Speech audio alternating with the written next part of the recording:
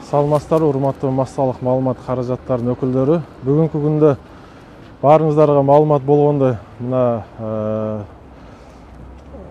могул жерде калыбына келтирүү, стадиондун айланасын калыбына келтирүү боюнча жумуштар башталды.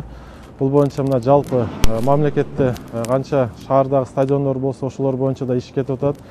Анан негизинен мен айта кетерим, бул жерде мына 1996 жылдагы мына стадиондун айланасы болжолду эгер алганда биз архивди караганда 5,5 гектар болгон. Бирок негедир жанагы жеке менчик өтүп кетип, бир топ азайып, ошол аянты 4,3 гектарга азайып кеткен. Ошол боюнча биз азыр толук маалыматтарды чогултуп, документтерди чогултуп, мына кире бериши эле өзү эле канча кыскарылып, ошо кире беришиндеги мына стадиондун жанагы жеке менчик өтүп кеткен бир 10 объектти биз тактадык. Ошол 10 объект боюнча жумуштар алып барып атат.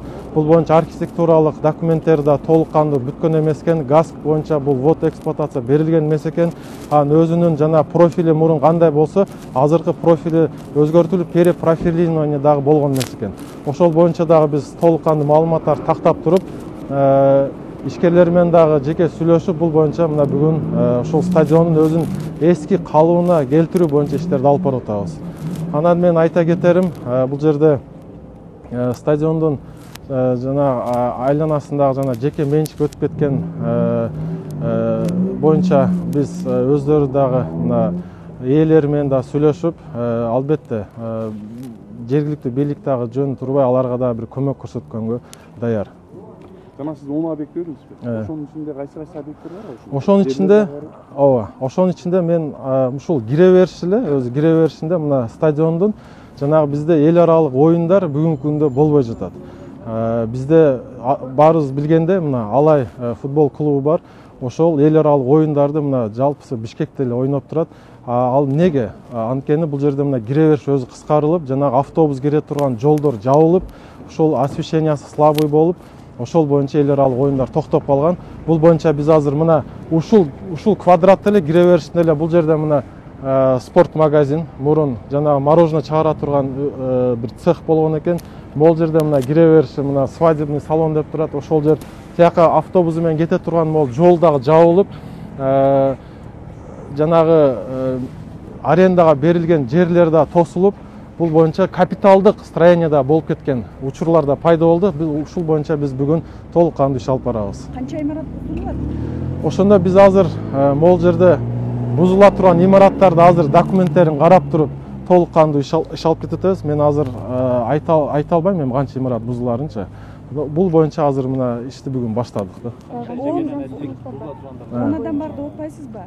Кайсы бир белгилүү инсандардын атын атай аласызбы? Буга чейин Шайлообек Атазовдун жери бар деп айтылып жүрөт да. Кошумча кимдердин жери бар? Так, могул жерде 10 объект кыска бөлүп берилип кеткендер. Бул жерде жана сиз айткандай анын аты жок.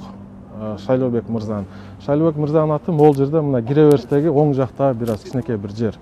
Анан могул жанагы кичинекей могул жерде мантыкана деп турат. Бул жер дагы мыйзамсыз жанагы толук кандуу иш жүргүзбөй атат. Бул боюнча дагы биз иш алып барып атабыз да. Анан айланасындагы жана арт жагындагы мына спорт комитетинин астындагы тоже илгери өтүп кеткен экен, подвал өтүп кеткен. Жана нар жакта аркасынан кире бериштеги эми айткандай гостиница курулуп калган, баарыбыз билебиз. Ошол дагы өзүнүн багытында иштеп атканына байланыштуу ал боюнча да экинчи этап менен иш алып барабыз да. Канча ишкер өз каалоосу менен буздурууга берип атат бүгүн? Бул боюнча тиги биздин муниципалдык башкармалыбыз иш алып барып атат. Ал өзү да жооп берсин. Менде бир суроо болуп атат да, мына ушул Рем спорт клубу дагы бар го ичинде. Анткени ал ошол Эрем. Эрем ба? Ал анткени ошол Шайлообек Атазов убагында жерди алган. Анан ошол жерге салынып турат. Бул биринчи суроо. Экинчи суроо жанагы анын арагындагы жанагы стадион бар. Ал жана сиздин абыңызга таандык дагы келтирген да. Алар да кайтарылабы?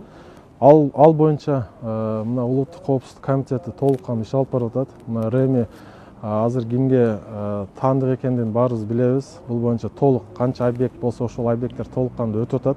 Азыр реестрге кирип туруп, булар менин оюмча ошол жергиликтүү бийликтер менен макулдашып, же бизге өтөт, же жалпы эле мына спорт комитети Бишкектеги өтөбү кандай болот. Бирок иш алып барып атат. Жанындагы стадион боюнча да мурун убагында мыйзамсыз берилип кеткен экен. Ал боюнча дагы мен жеке өзүм да кат жазгам УКМКга, ошол боюнча иш алып барып, ошону мамлекетке кайтаруу боюнчачы. Ага, жанагы Ал боюнча иш болуп атат, Кудай буйруса кайтат. Эми маселеде да, мисалы азыр эми сиздер мыйзамдуулук тарапты көбүрөөк мындай басым жасап, мына ушундай иштерди өткөрүп атасыздар да, мына БУСУ деген. Буга чейинки мыйзамсыз жүргөн аракеттерге жооп бере турган адамдар жоопко тартылабы? Ошол жактарын да сиздер карайсыздар? Ал жактан биз карабайбыз, тилекке каршы. Сунуш кылып бересиздер да тиешелүү органдарга, мисалы. Тиешелүү органдар бул боюнча иш алып барып атат. Эгерде жоопкерчиликке тартыла тургандар болсо, тартылат. Сөзсүз тартылат. Мэриянын токтом менен кеткен жерлер бар эле да? Бул жерде мэриянын токтом менен кеткен жерлер да бар экен. Азыр тиги муниципалдык башкармалык жооп берет. Жанагы келишим менен дагы, жана купля-продажа менен да кеткендер да бар экен. Азыр бул соттун чечими жок, биздин иштерин баштап жибердиңиздер да, тынчтык жолу, сүйлөшүү жолу мененчи. Бул шаардык бийликтин мыйзамсыз аракети болуп калбайбы? Жок, бул жерде бизде мен жана белгилеп кеткендей архитектуралык документтер, мына ГАСК жактан, элементарно мына пожарный жактан дагы толук кандуу документтер бүтпөй туруп эле булар профилдерин өзгөртүү менен иштерди баштай беришкен да. Ошол боюнча да булардын өздөрүнүкү да бир аз мыйзамсыз болуп калган да. Токтомдорду жергиликтүү бийлик жасап берген да учурунда. Мен белгилегенде жана купля-продажа менен да өтүп кеткендер бар экен. Жанагы азыр бул жерде 3-чү же 4-чү өзүнүн ээлери бар да. Биринчи ээлери, кериклери токтом менен өткөн. Жана 3000 жылдыгына байланыштуу, ош 3000 жылдыгына байланыштуу бир аз ошол токтомдор чыккан экен. А кериклери купля-продажа менен өтүп кеткендер экен. Ушунда купля-продажа менен алгандардын менчик укугу бар беле азыр? Азыр ошону толук кандуу жооп берет. Ошол жерден эле алып алайлы. Ооба.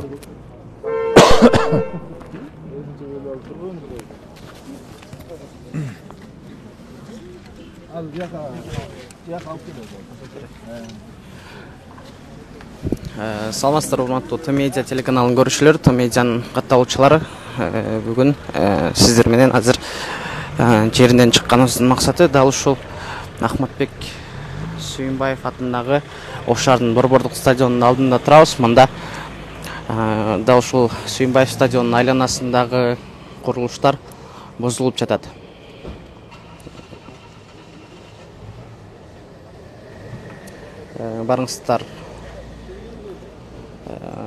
Барыңыздарга маалым болгондой, бул жерде спорт кийимдер дүкөнү жана сулуулук салону менен кошо үлпө той салондорду айша алып барып келишкен. Жана ошондой эле ага чейин бильярд дагы болгон. Буга чейин эл аралык оюндарды өткөрүүгө же стадиондун жалпы талаптарына жооп бербегендиги үчүн стадиондо эл аралык оюндар, беттештер өтпөй келгенин азыр маалымдашты. Эми бул жай ачылса, атайын өрт өчүрүүчү унаалар кирүүсүнө дагы шарттар түзүлүп, демек буга чейин 3 жол менен 3 дарбазага чыгылып келген болсо, эми бул жактагы 4-чү дарбаза дагы ачылып, стадиондун 4 тарабынан кирүүгө жол ачылат.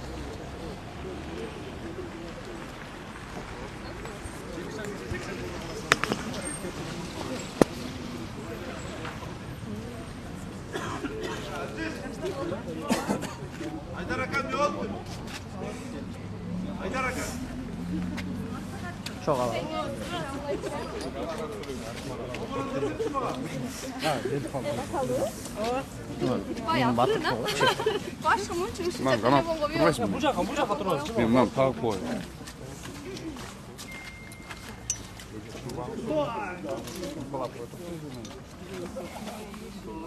Жинакка өтүп алсаң кандай бар ортосу?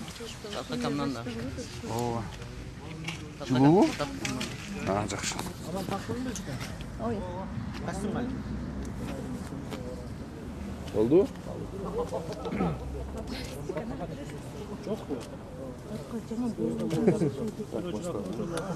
Эже мындай болуп атат да. Азыр эми 10 объект деп жалпы жонон айтылды. Бирок ошол учурда сиз мындай так айтып коесуз, мисалы анын ичинде РМ, Анан жанагы так айтып бериңиз, кимдердин жери качы кантип берилген, эмне болуп берилген? Анан бүгүн канчосу макулдугу менен бузууга уруксат берди ошону? Эми оны сиздердин сурооңуздарга айтар элем мен. Бул 10 объектинин ичинен капитальный курулушу ушул 5-6 объектине капитальный курулушу бар. Анын калган объектилерде көбүндө пустой земельный участок турат. Алар боюнча дагы экинчи этап менен сүйлөшүүлөрдү жүргүзөбүз. Аз бүгүнкү күндө 96-жылы сиздерге белгилүү өкмөттүн токтому бар.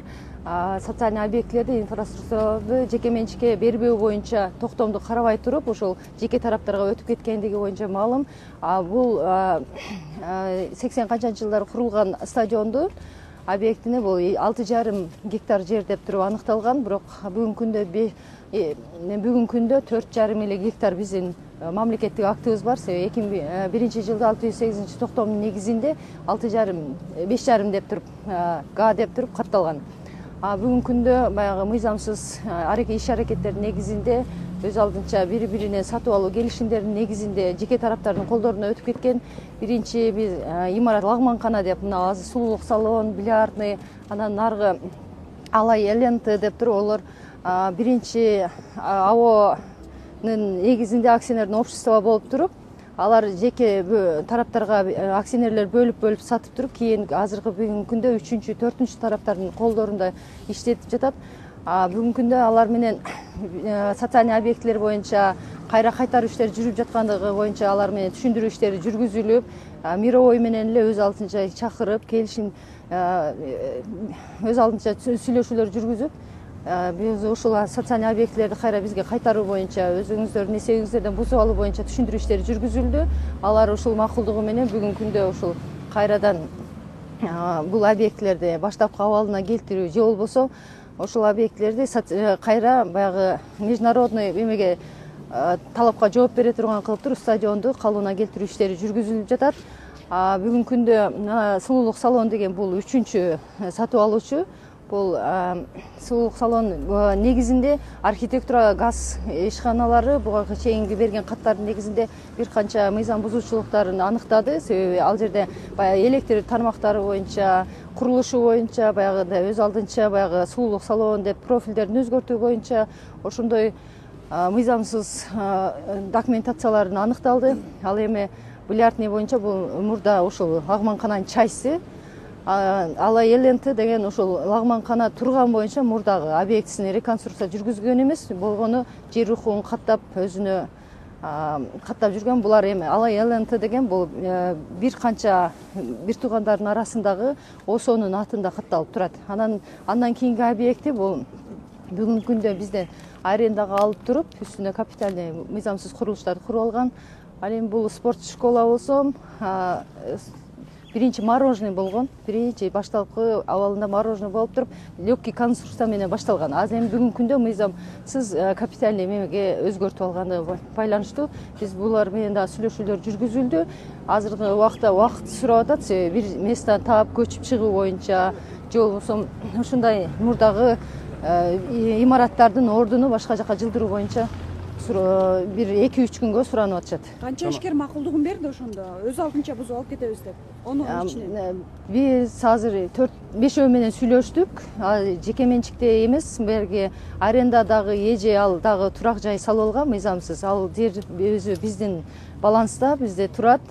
Ал эми алай эленты менен сулуулук салон, анан эме бильярдный хозяиндары менен түзмө-түз жеке сүйлөшүлдү. Бул жак дагы спорт магазин менен дагы сүйлөшүлдү. Эже менен мына алай эленти буга чейин соттошуп, жогорку сотко чейин барды эле да, жогорку сотто чечим чыга элек дедилер. Эмне болуп калды? Өзү макулдугун, соттун чечими чыга элек деле макулдугун бердиби? Эми биз эми гражданский тарапта соттошкондо билесиздер, эми барып мындай убакыттан гана кечигишибиз мүмкүн, бирок бардык чечим мурдагы абалына келтирүү боюнча бүгүнкү күндө мыйзам күчүндө.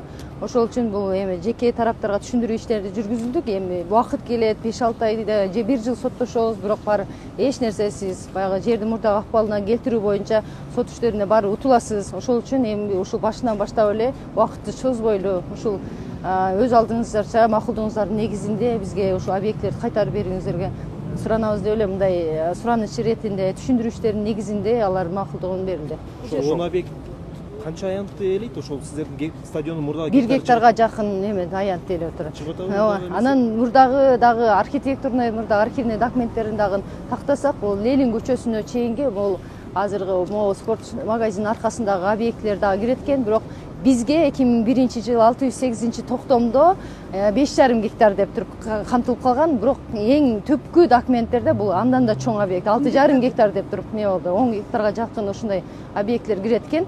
Бирок аны мисалы мына РН андан тышкары ошол аларды бизге договор дарения менен өткөрүп берүү боюнча дагы сүйлөшүү иштери жүргүзүлүүдө. РМ да ошондо ошол жердин ичиндеби?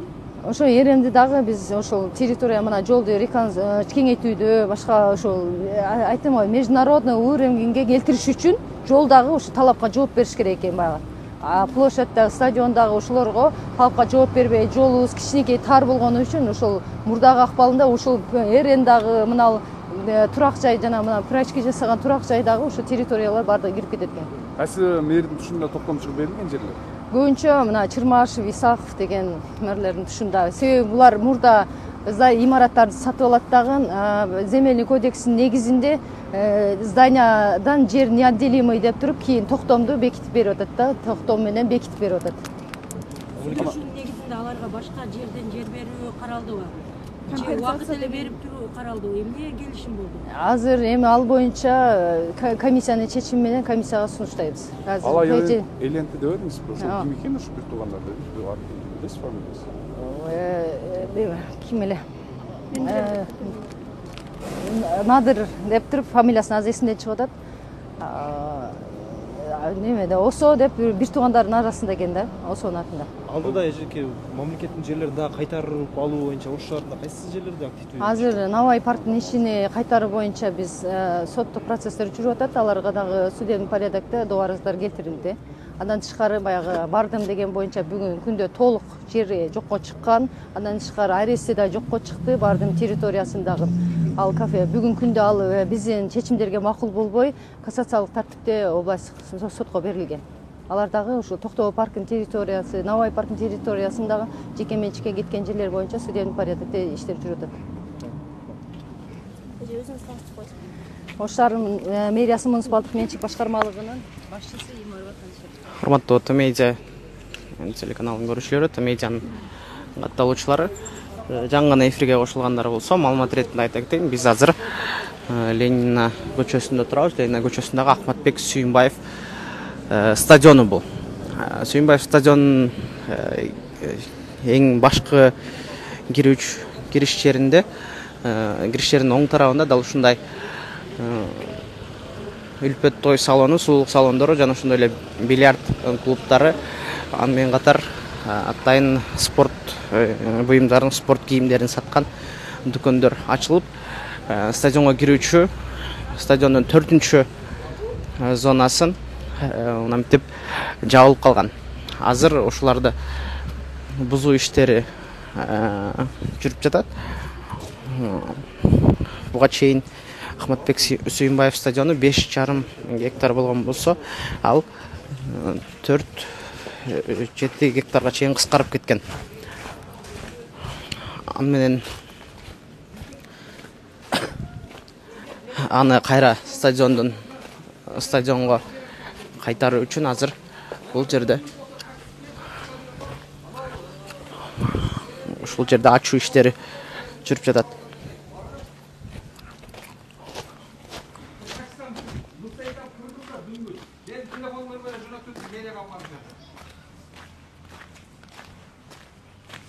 Супаналиев көчөсү.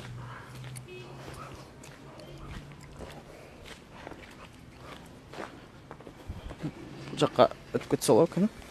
Стадионго түшөсүң. Баратасың мына.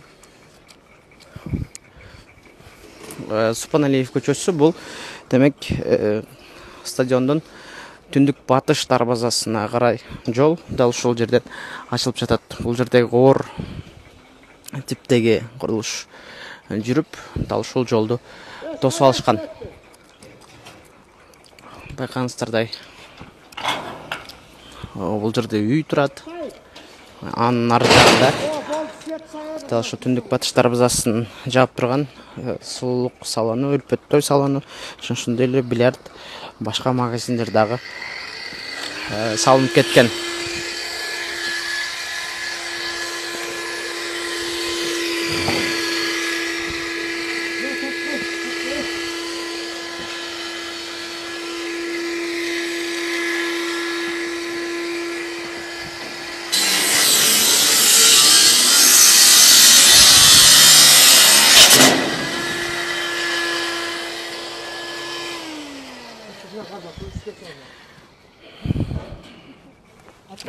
Түз эфирде жогоруда айтылган маалыматка караганда, бул жерде дал ушул бильярд клубдун ордулары буга чейин лагманкана, ашкана салынуучу болуп документтери даярдалган экен, бирок ал документтер бузулуп, бул жердеги оор типтеги дал ушундай ири курулуштарды куруп алышкан. Урматтуу көрүүчүлөр, түз эфирде видеонун башынан көрүп жаткан болсоңуздар, бизге ОМСтин жетекчиси дагы маалымат берди. Дал ушул жер жана ошондой эле чыгыш дарбазасына карай жол азыр кеңейтилет. Бул жолдордо демек өрт өчүрүүчү, өрт коопсуздугунун алдын алуу максатында өрт өчүрүүчү унаалар жана ошондой эле тез жардам унаалары дал ушул жолдон келип кириш үчүн. Аны менен катар бул жердеги РМ спорт клубу дагы жайгашкан. Ал дагы ушул жолду кеңейтүү максатында жүргөн иштерге кирип, бул тосмолору алынып кетиши мүмкүн.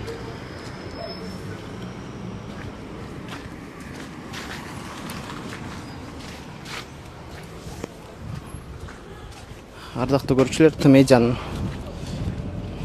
бардык социалдык тармактарына катталыңыздар. Бизде YouTube, Telegram, Instagram, TikTok деги эле бардык социалдык тармактардан тапсаңыздар болот.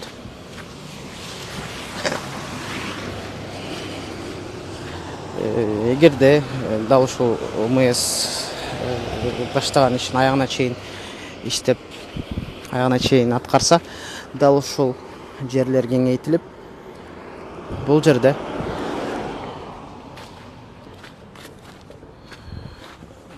эл аралык беттештер, Азия чемпионаттары, Азия клубтар аралык чемпионаттары дагы дал ушул Алай клубунун оюндары дал ушул оюн талаасында эл аралык оюндар өтүш керек. Жол мындан кеңейтилерин айтты. Бул РМ спорт комплекси дагы ал кеңейтилген жолго кошулат. Азыр муниципалдык менчик башкармалыгынан оор техникалар келди. Жана бул азыр өлпөт той салонун, сулуулук салонун азыр бузуу иштери жүрөт.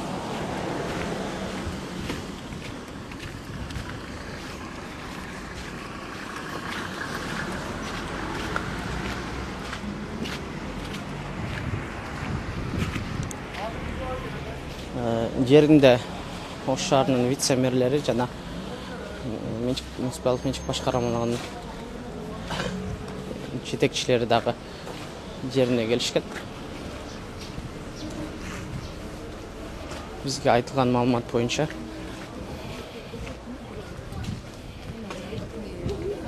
бул жерде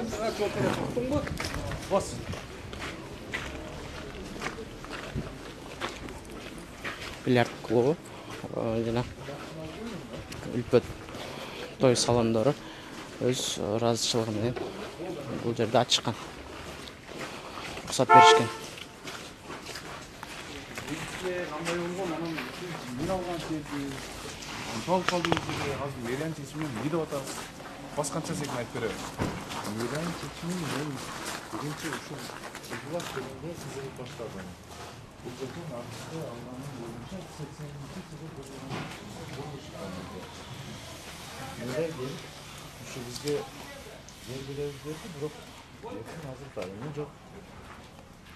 Мен алган эмес, апам алган. Апам азыр кайра адамды 80-ге жакындап калган, 70-га чыгып калды. Азыр ошо орчаңызын көтөрүп келет, акылар бузабыз дегенден. Канча сотук жерсиң? 4 жерден ушундай. 4 соттуктан 5 соттукка жакыныраак. Ошону эчтеке жок, келип бузабыз кылып, неме кылып атышат, отунан жер беребиз деген. Азыр жердин дайыны жок. Бир жерлерде эми мэрия чындап көрсөттү, бирок ал такыр эле бир эми биздин шартыбызга туура келбей турган жерлер, бул кургак жер. 80-жылы ошондо сиз кимден алган экен, мэрияда кандай чечим чыккан? Бул жерде ошол 80-жылы коллективге менчиктештирип берген экен. 15 мүлкү болгон экен. Акбура акционердик коому. Ошол акционердик коомдо коллективине менчиктеп берген экен. Коллективинен менчиктеп анан бир адам сатып алганбы, кандай кылган, ошо сатып эле алган окшойт. Акчасын бердим деп доверенностьтери бардыгы менде жүрөт. Бул 92-жылдары доверенностьтерин чогулткан экен, одан кийин бир адамга сатыптыр. Андан кийин ошол апам бизди ээрчитип, мен анда жаш элем, Россиялап жүрүп неме кылып алынган нерсе. Азыр эми силер кетпейсиңерби деп ойлойм азаттык. Азыр апам дагы келатат, кары киши эле, онун туруп калбыл болушу бир аз неме болду. Азыр келатат, ошо инвалид кызмын көтөрүп келатат. Бул жерде бир 4-5 ушул жерде кредит алган немебиз бар. Канча кредитиңиз бар эми? 4 кредитим бар. Суммасы канча? Суммасы бир 6-7 миллион. 6-7 миллион. Кантип төлөйсүң ага? Өзүм таң калып отурам ошого. Ол неменин немеси экен. Бирөөсү Казкоммерцкий банктан, Халк банктан, бирөөсү Оптимо банктан. Эми алардын учредителдери бирөөсү Казакстан болсо, бирөөсү Италияда уккан. Биз мэрияны угабы, укпайбы? Укпайт го эми, алар деле өзүнүн кызматын кылат да. Ал жана сизге сиздин көңүлүңүзгө туура келбеген жер каерде? Ал эмнеке? Бизнес жасаганга ылайыктуу эмес бекен эмнеке? Ылайыктуусунда дагы сөз экинчи. Ол кургак жер. Мен ачык асманга азыр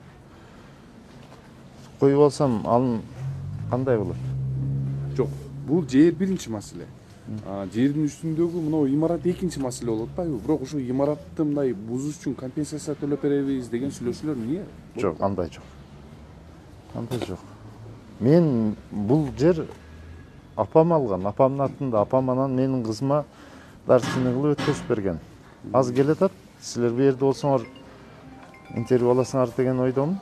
Аты жөнүңүздү айтып коесузбу? Бекназаров Нурбек. Аталышы кандай? Аталышы кайрдын директорусу эмнеси? Мунаны ошол апам карып калганына байланыштуу мен иштетип неме кылам. Ошол апам карайм. 80-ге чыккан апам да ушунун аркылуу эми акчасын берип дегендейби, же иш кылып эми муктаждыгына акча берип карап турабыз. Рахмат. Терис кичине кечирээк келип калдык да. Азыр эми мэрия айтып атат, уруксаатын берди деп атат да, уруксаатыңыздарды бердиңиздерби? Пока он толук неме болгон жок. Өздөрү бир-эки жерлерди предлагать этишти. Ошол жер боюнча анан башка уруксат берип, иш жерде менин колум жок. Менин колум мен кол койгонго деле укугум жок. И дегенде бул жер менин атымда эмес. Тактык үчүн сурап коечу, кайсыл жер жөнүндө болуп атат, канча сотикти түзөт, кимден качан алдыңыздар? Ал деле так сүйлөшүлө элек. Так сүйлөшүлө элек. Бул жер боюнча. Бул өзүңүз азыр коргоп аткан жериңиз боюнча эмне болгон жер, эмне максатта иштеп атасыз учурда, канча сотикти түзөт, качан алдыңыз, кимден? 2008-жылы апам алган. Бул Амираев Токтогул деген кишиден алган. Буну 80-жылы курулган нерсе экен, Лагманы деп, мына жерде эски футбол ойногон, футболдун ардагерлери бүт эле айтып атат, ушул жерден келип лагман ичип жүрүшкөндөрүн айтып атышат. Билбейм эми азыр бунун госком имущество өзү неме кылган экен. Жанагы менчиктештирип берген экен. Азыр эми менчиктин ошол эми госком имущество ошондо эмнеге туура эмес жерде менчиктештирип бизди убара кылган? Биз ал мамлекет берген кызыл документке ишенебиз да. Мамлекет берди, мамлекет алдабайт деп ишенебиз да. Эми карасак туура эмес берилген экен деп айтылып атат. Буга чейин Акаевдин, Бакиевдин убагындагы бир эл аралык келишимдерге колдор көп коюлган го. Кыргызстанга пайдасы бар, пайдасы жок деле келишимдер көп коюлган го. Ошолорду унчукпай аткарып атпайбы азыркы бийликтегилер деп айтайынбы, же ошол немеси. Анан биздин өзүбүздүн жарандарга келгенде эле бул туура эмес болуп калат экен. Азыр мэрияга айтсаңыз, айтат ал убакта биз иштеген эмеспиз деп. Анда эмне ош башка мамлекеттин шаары болуп турганбы? Анын мэрия азыр өзү берип ген чечимин колдоштун ордуна каршы чыгып отурат. Биз эмне кылышыбыз керек, жөнөкөй немелер? Азыр көрөсүздөр, ошол мен инвалид кызым да, 3-чү группадагы кызым да келет. Апам дагы неме кылып келет. Эми билбейм эмне деш деле билбей калдык. Бул жер бузулса канча сом зыянга учурайсыздар? Эми онун базар басы да карындашым, мен мындай деп айта албайм. Ошол убакта 200 миң тегерегинде долларга алынган нерсе. Продажа менен сатып алгансыздар да? Бир 3-чү, 4-чү болсок керек биз. Аты жөнүңүздү айтыңыз. Бекназаров Нурбек Шарипович. Урматтуу Т-медианын көрүүчүлөрү, Т-медиа фейсбук баракчасынын катталуучулары, биз азыр дал ушул жерди буга чейин сатып алуу жолу менен алган жарандан интервью алдык. Анын айтымында Ош шаардык мэриясы тескерисинче буга чейин уруксат берген болсо, кайра ошол чечимди кайра жокко чыгарып, менин мүлкүмө коргоп бербей атат деген арыздооматын айтты.